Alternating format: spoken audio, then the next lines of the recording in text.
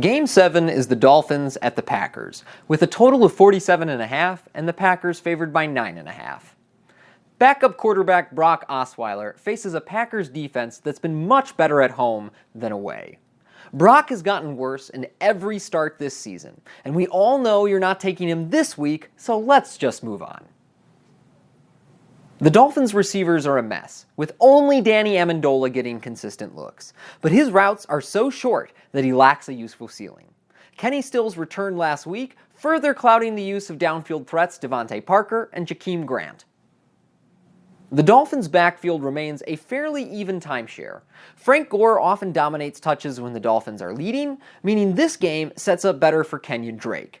It's concerning that Drake only saw 7 touches last week, but he's the clear receiving back, and we expect the Dolphins to need him on Sunday. Packers quarterback Aaron Rodgers has one of the highest projections this week, and he'll be popular against a soft Miami defense. Although Rodgers is my personal Jesus, I'll be fading him this week due to the spread, as Rodgers' best games have come in losses and shootouts, and I expect the Packers to easily control this one. Despite facing a slew of the NFL's top corners, leading receiver Davante Adams has been one of the best fantasy players this season. Adams dominates usage in the red zone and end zone, and he's priced reasonably on both sites. You can't go wrong with Adams, but I'll be low on him this week due to my concerns over game script.